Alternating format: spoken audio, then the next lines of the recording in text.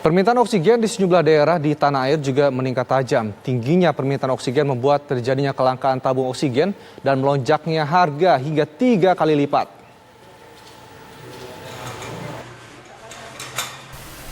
Lonjakan kasus COVID-19 membuat permintaan oksigen meningkat tajam.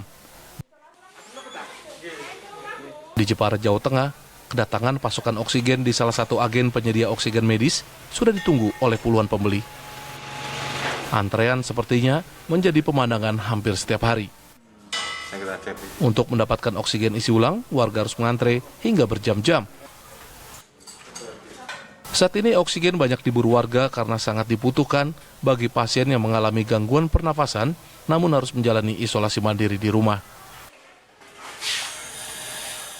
Tak jarang, warga harus pulang dengan tangan kosong setelah beberapa kali mendatangi sejumlah agen dengan lokasi yang berbeda. Pagi gini saya antri, sore baru sampai. Kondisi seperti ini, kekuatan tabung ini kan hanya 4 jam. Sedangkan yang kita sakit, kita memerlukan perputaran oksigen ini juga. Kalau sedikit terlambat, fatal akibatnya. Berarti nitip dulu Pak ya? Iya, nitip dulu. Hampir setiap hari, agen harus melayani pengisian oksigen lebih dari 100 tabung berukuran kecil maupun besar. Setiap pasokan datang, hanya dalam kurun waktu 4 jam, oksigen langsung habis di serbu pembeli. Untuk tabung ukuran kecil atau 1 meter kubik dipatok dengan harga Rp50.000. Di Surabaya, Jawa Timur, tingginya angka COVID-19 membuat kebutuhan tabung oksigen medis tinggi. Bahkan di beberapa agen pengisian tabung oksigen medis langka ditemukan. Jikapun ada, hampir setiap jam para konsumen datang untuk isi ulang tabung oksigen berbagai ukuran. Dalam satu hari, pengisian tabung oksigen bisa mencapai 150 tabung. Tingginya permintaan tabung oksigen ini juga membuat kelangkaan dan berdampak kenaikan harga hingga 3 kali lipat. Tabung oksigen ukuran kecil bahkan kini menembus harga Rp3 juta. Pembatasan PPKM dari pemerintah kota Surabaya. Permintaannya ini sangat tinggi, mungkin paling tinggi sekali. Selama pandemi ini ya? Selama 3 pandemi, termasuk masuk di pandemi ketiga. Sementara di Bogor, Jawa Barat, kelangkaan gas oksigen terjadi di beberapa rumah sakit. Di Rumah Sakit Umi Empang, Kota Bogor, kebutuhan gas oksigen per hari mencapai 200 tabung khusus bagi pasien COVID-19. Sayangnya, produsen hanya bisa memenuhi sebagian saja. Akibatnya, pihak rumah sakit berjibaku mencari tambahan tabung gas oksigen dari tempat lain. Sementara pemerintah Kota Bogor menyatakan kelangkaan tabung oksigen sudah dikoordinasikan pemerintah pusat agar kebutuhan tabung oksigen bisa terpenuhi. Tim TV One mengabarkan. Kementerian BUMN akan membantu untuk pendistribusian pasokan oksigen ke daerah-daerah yang terdampak COVID-19.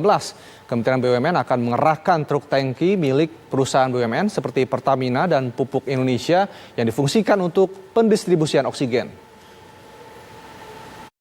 Oksigen pun kita bukan ahlinya, ya, tetapi kita sedang berkoordinasi dengan Menteri Perindustrian, Pak Luhut yang sekarang koordinasi untuk Jawa Bali. Kita BUMN membantu distribusi. Ya, ini sedang dalam proses. Kalau tidak salah, besok ada yang datang juga. Itu tangki-tangki dari Pertamina, dari Pupuk, itu bisa oksigen. Ya, tapi harus dibersihin dulu. Ya kan, karena kan perlu ada proses pembersihan, terus juga alatnya dibedakan supaya bisa jadi oksigen, ya. Kita coba bantu itu.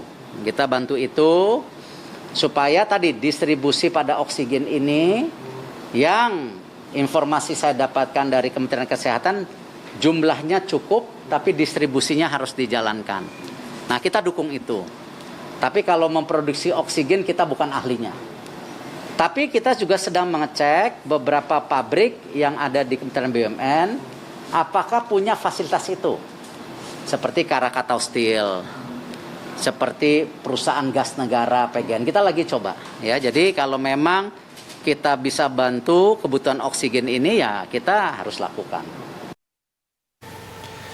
Sementara itu, Menteri Kesehatan Budi Gunadi Sadikin membentuk Satgas Oksigen di masing-masing provinsi. Dan jika terjadi kekurangan oksigen, maka Kementerian Perindustrian diminta mengkonversi oksigen yang dialokasikan ke industri, dikonversi menjadi dialokasikan ke rumah sakit. Masing-masing provinsi, kita akan menggerakkan agar Satgas ini bisa menyesuaikan suplai yang ada dengan demand di masing-masing rumah sakit dan juga transportasi logistiknya ke masing-masing rumah sakit dari produsen yang ada. Pak Menko juga sudah memberikan arahan, kalau misalnya ternyata terjadi kekurangan, Kementerian Perindustrian diminta untuk mengkonversikan oksigen yang tadinya dialokasikan ke industri menjadi dialokasikan ke rumah sakit, dan juga kalau perlu mengimpor oksigen.